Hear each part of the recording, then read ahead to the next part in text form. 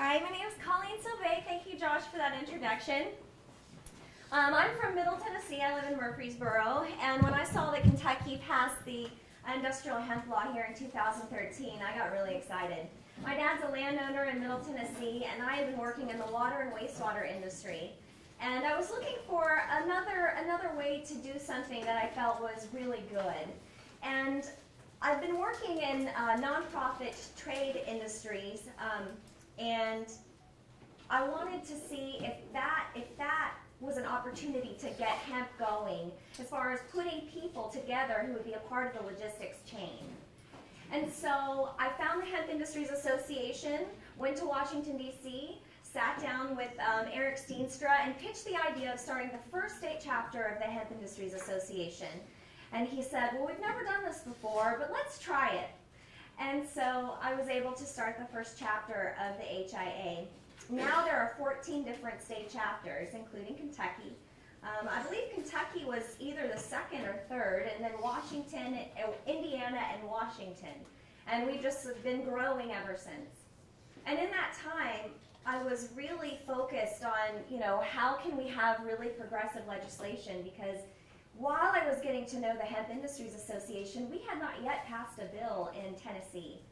And so I wanted to get ahead of that curve, met those legislators, sat down with them. If you look back at Tennessee history, you'll see we filed 4 bills. The first 2 were the ones they wrote by themselves. The second 2, which is the one we passed, was the one that I was able to go in on with them and redline items we didn't need, such as oversight by the state police force, things like that. We wanted to keep that out so we could try to focus on how this could be a real agricultural opportunity for the state, and especially for farmers. So that's kind of how I ended up getting my platform. Vote Hemp recruited me in June, and so I've been working with state activists ever since. So with that, my presentation is going to be about talking about why this is legal, why we're moving forward, the things in history that have happened to lead to this moment. So, all right, let's start. And this was the past, right? A lot of people don't realize USDA was all up in studying industrial hemp, and actually the Arlington farm is where the Pentagon is today, and that's where they were growing all of this hemp. If you look back, you can check out Leicester Dewey and his journals. I mean, he was really studying industrial hemp, and this part of history has been forgotten. People don't realize our own government was really, working with hemp. And I think this is just something to hold on to. This was our past. This is our future.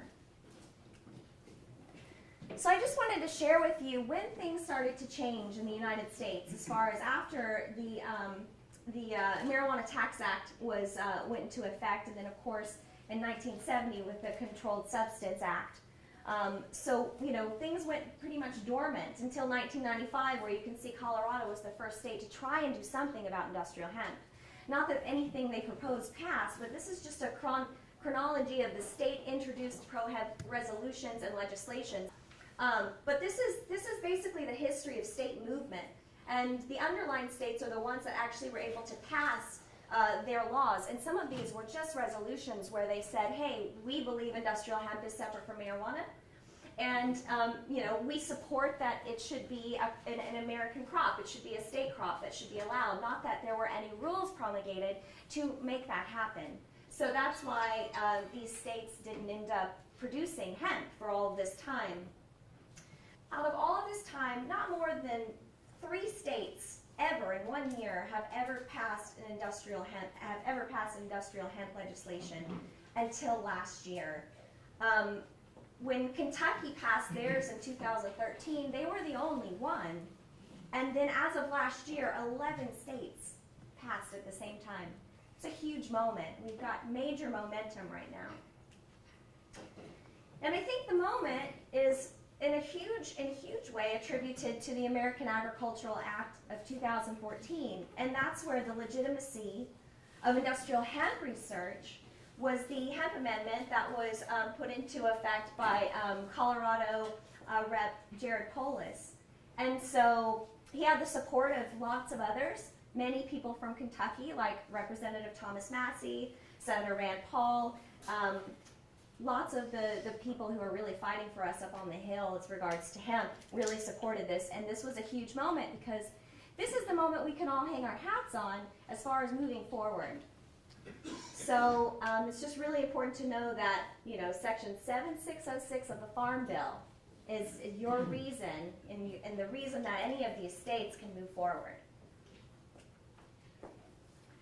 So here is a chronology of enacted state hemp laws. And these were hemp laws that went a little further. These were the ones that tried to make rules happen so that we could actually start growing industrial hemp. And so it started with North Dakota. And as you can see, none of these states actually were able to move forward because they were afraid of the federal government. So before the Farm Bill, before the Legitimacy of Industrial Hemp Research Act, all of these states were not willing to move forward and jeopardize family farms or anything like that to get anything done, but they did write progressive laws. They were just kind of trapped within their state. So as you know, the first that really pushed the envelope was Kentucky. And I have to step back and pay some attention to Colorado because there was a farmer there, Ryan Laughlin, who grew hemp in 2013 and just basically did it on the premise of the full cannabis legalization that they had in Colorado. Now, it wasn't specific to industrial hemp because they ended up passing legislation for industrial hemp specifically after that. But he went ahead and grew it because he was a rebel and he wanted to do that, and we're glad he did. Because at that moment, there was a nice media shift, people talking about, well, what is hemp? Why is it different? And why are people talking about this non-psychoactive hemp in a state where it's full cannabis legalization? And that was a good moment. So we're glad that he did that. But in Kentucky, this was the first time we actually saw it happening legally within the framework of federal and state law. And I just want to, I know there are some people from Virginia here today. Will you raise your hand? Virginia is the most recent hemp state. They just had their governor sign their bill last month. Was it last month? And yeah, so Virginia is now a legal hemp state. The next will probably be, it could be New Mexico. I know they've already passed it through, but it's very research specific. I think West Virginia looks okay. Texas is looking really good. Texas has some really great activists. I don't know if anyone here is from Texas, but they've got it going on. These are just some photos of last year. I was able to come up here and visit a lot of the hemp farms. And, just looking at the variety trials that were going on last year was a real pleasure for me, and actually my first experience to be in hemp fields. So it was very green about that. It was just such a moment for me. I know Andy Graves is here, and this is his father, Mr. Jake Graves, and this was a really incredible moment actually because he was farming industrial hemp pre-prohibition, and he gave us a lot of insight. He was a real treasure in advocating for us to want this, and that this should have never been made illegal, and so it was really incredible to hear him tell his story. And here are just some variety trials. I just wanted to show you the experience I had here last year. This is Carmagola, and then this is the Futura 75. This is Red Petiole, and that's the Finola variety. And these were all grown here in Kentucky. So after the Farm Bill, we realized that, that wasn't necessarily as strong as it needed to be. And we know that because after the Farm Bill was signed, the industrial hemp seed that was intended for the third-party growers in conjunction with the KDA had their seized in May. And this was after the Farm Bill. So basically the DEA was like, well, we don't really care what the Farm Bill said. We don't think third-party growers are a part of this initiative. This is supposed to be about research, and so they seized the seed. And it wasn't until Agricultural Commissioner James Comer decided to, sue the DEA, and there was an injunction in that moment decided we're going to set a precedence that you must get a seed import permit from the DEA to move forward. Well, that is the precedence, unfortunately, and that is something that we are fighting right now in Tennessee. But this was something that was done to try and get ahead of that. And so this was the section that was in the federal budget that was sought out to protect us, to protect the hemp states, and it reads, it's a section 539 of the federal budget. This will last until September 30th of 2015. It says, none of the funds made available by this act may be used in contravention, that means to stop, cease, violate, be unlawfully consuming of section 7606, the legitimacy of industrial hemp research, of the American Agricultural Act of 2014 by the Department of Justice or the Drug Enforcement Administration. Now I can tell you, this was a really nice effort. This was a real good effort to say you can't use money to intervene and take seed if that's going to take you, take time, you have to use vehicles, whatever that is, you can't use money. Great. Well, now they're using time. And we know that in Tennessee because we applied for our DEA registration number in November of 2014, and we don't have it. So there's a new form of contravention, and it's wasting time. So, the next step is really to get DEA out of the way. And the only way to do that is really to remove it from the Controlled Substance Act entirely. Just get rid of it. Remove industrial hemp. We've defined it already in the Farm Bill. We know that it's 0.3% THC. And, we know what we're talking about as far as the genetic variety of cannabis that is industrial hemp. So, we just don't need the DEA involved anymore. This is not something that is illicit. So this is the Industrial Hemp Farming Act of 2015. We'll have it, it'll be introduced for the next 2 years, and we really need it to come to the floor. And I'll just read the summary for this act. It amends the Controlled Substance Act to exclude industrial hemp from the definition of marijuana, defines industrial hemp to mean the plant Cannabis sativa L, and any part of such plant, whether growing or not, whether a delta-9 tetrahydrocannabinol concentration of not more than 0.3% on a dry weight basis. Deems Cannabis sativa L to meet that concentration limit if a person grows or processes it for purposes of making industrial hemp in accordance with state law. That's key. A lot of people think that this is going to legalize this for the nation, not if your state law doesn't have something in place. And that's why we are working so hard with state activists to make sure that they're setting up their own framework within their state to remove it from their Controlled Substance Act lists, inserting it as an agricultural commodity, and making sure that the Department of Agriculture shall promulgate rules and regulations. You could probably get away with not promulgating the rules once this is in place, but to get ahead of it for now, we need these states to continue to legalize. So this is unless the Attorney General determines that the state law is not reasonably calculated to comply with such definition. So the federal this would give the federal government's okay, but they still got their finger on the pulse. You can see with that last line. So this was introduced on January 8th of this year by Senator Ron Wyden from Oregon, and we've got 6 co-sponsors, and we need a lot more.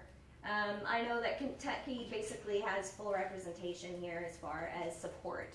So for any of you who are in other states that don't yet have senators that have co-sponsored this, please make a phone call. Ask me how to do it. I will set you up, and we will get this going.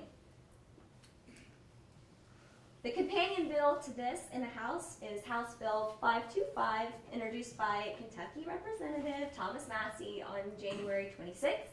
There are 52 co-sponsors by U.S. territory. There's just too many to name, so I just showed you which states do have representation on this bill. As you can see, California has the most, and all the states that don't have any numbers, they just have one representative that is signed on. So this is the current landscape of industrial hemp legislation. Just a year ago, this map was so barren, really. And so it's incredible to see this. All of the dark green, these are all states that have some form of hemp law that they could do something with. Not all of them are going to yet. Some of these states are amending their laws to be more progressive. North Dakota just passed theirs. So they're passed their law so that they can actually, grow this year. And so where the stars are states that have been actively growing as of 2014. So you have Colorado, Kentucky, and Vermont. Next year, I believe, as long as the DEA will cooperate with more progressive states, I think you'll see hemp in Tennessee. And I think you'll see probably hemp in Indiana, and you'll definitely see hemp in Hawaii. And I believe both of them already secured their DEA registration because they are research specific and they're not contracting with private growers. So that's key, As far as Tennessee trying to be like Kentucky, the DEA is like, we're not going to work with you. If we were research specific, we might be able to do something just at that academic level, but we wanted to do more than that. I just wanted to share with you the amount of momentum that we have happening right now. Since I was able to become National Outreach Coordinator, I've been working really hard on boosting their social media. And when I took over their page, I think they had maybe 80,000 followers, and now we have almost 200,000. That's the only way to do that is really to syndicate really incredible content, have really good visual messages, and have something that actually appeals to people and they want to share it. And so you have to find something organic.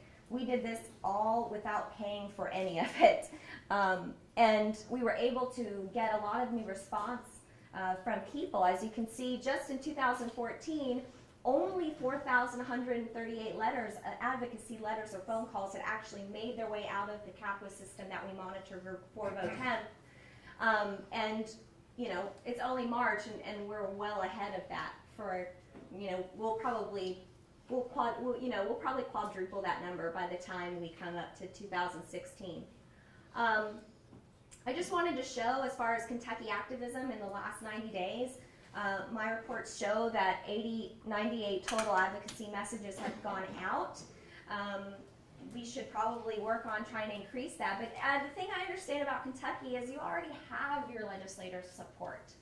So, I get it. Actually, this is a great number just to say, hey, some of these I'm sure are thank you letters as well, and that's really important too. Keep people on board, let them know we appreciate you caring about what we want. That's really important to do. So I just want to share with you something that the HIA does every year, which is Hemp History Week. They put a lot of money into being able to assist activists to spend this 1 week. They're setting up aisles at Whole Foods and natural food retailers, and they're talking to people about industrial hemp. They're talking about hemp oil for nutrition. They're talking about hemp seed. They're actually trying to push those products as well. And so they get to have this moment where they're talking to people about agriculture and how we got to bring this home, and that we are, as of the week before last, the report came out, the HIA market has grown 21% from last year. So it was $581 million worth of products that are industrial hemp or have some form of hemp in them for 2013. And in 2014, that went to $620 million. So it's just going up. I mean, the demand is definitely there. And we need to be producing this as an American agricultural commodity. We are losing that market to every other nation that is doing this. All right, that pretty much wraps it up for me, but I'd be happy to take any of your questions, if any of you have any. Yeah, go ahead. I think you should think again about what we're putting through in the sense of legislation or asking to put in the farm bill in the next farm bill. Seriously, because there's issues in the definition, and there's also issues in the .3 THC that you should be aware of. So. Yeah, we are aware of it. That concern is actually brought up a lot. I think the issue comes down to educating the legislators who put their name on these agendas and on these pieces of legislation. It's really a big education effort. I don't disagree with you at all. I think that just coming back to the table and trying to communicate to them what that would mean for them politically, I think it can be done. I do, and so I appreciate you saying that, because I think that is something that we need to focus on for sure. Thank you. Yeah?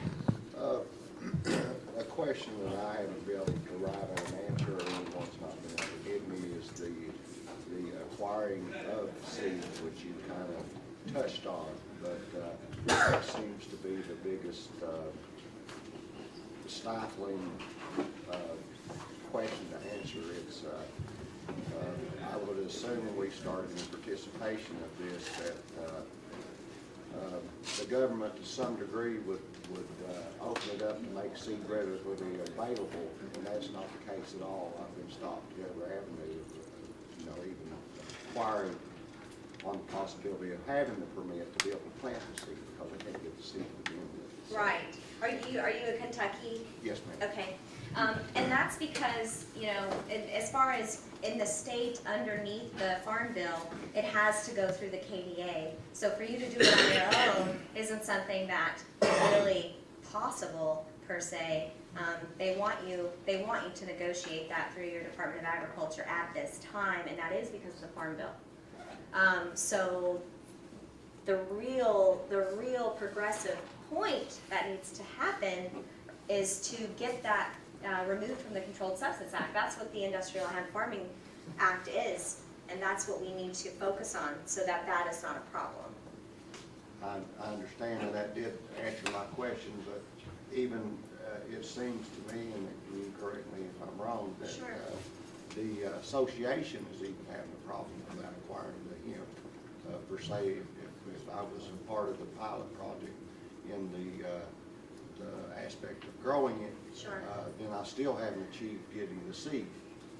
And I don't know as to Right. the association, if they are able to acquire the seed. No. Okay. The association is not acknowledged within the framework of that piece of legislation at all.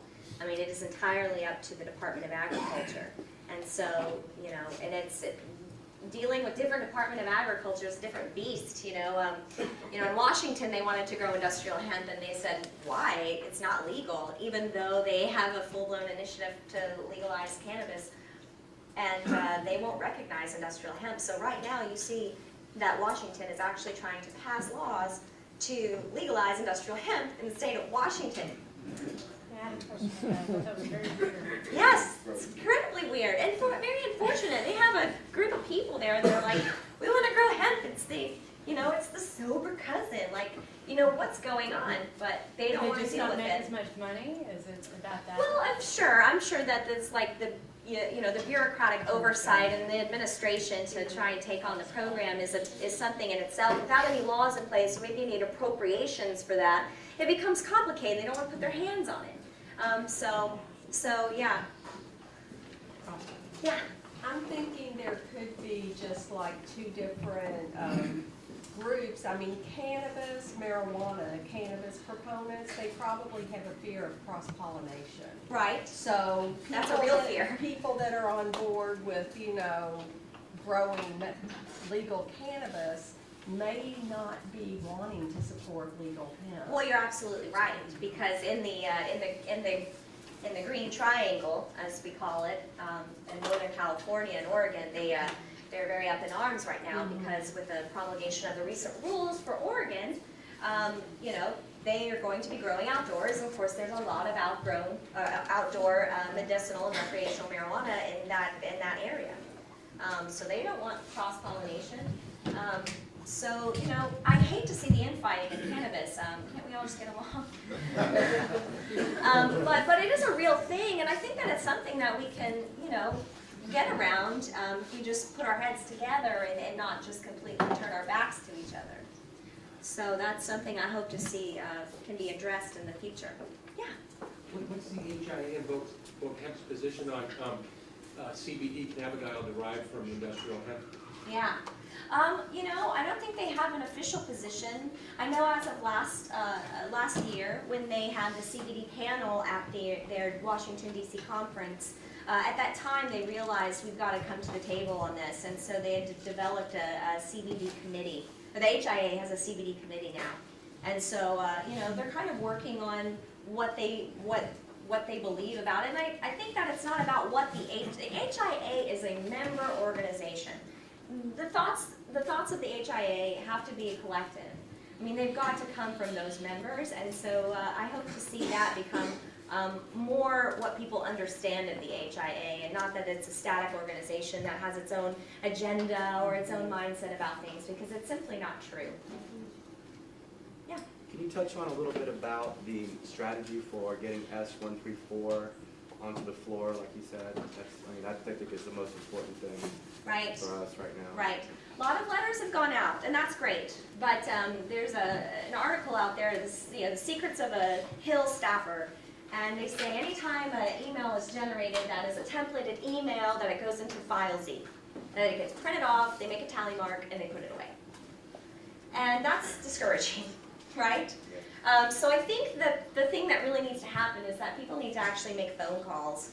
And people actually need to go to DC, and they need to sit down and talk about who they are, what they're about, what they're bringing to the table for this industry, and try to, you know, really legitimize this for them, and let them understand that you know, that Senate Bill 134 needs to get, you know, on the floor, And and then it's got to happen. the committee, can we focus on the committee that's going to be on and really get those states Absolutely. to get into their... Absolutely. It's been sitting in Judiciary Committee ever since it was introduced. And I'm not sure how much weight we should put on just that Judiciary Committee until we actually know that it's going to the floor. I mean, it's just kind of sitting there, right? It's like just in a holding pattern.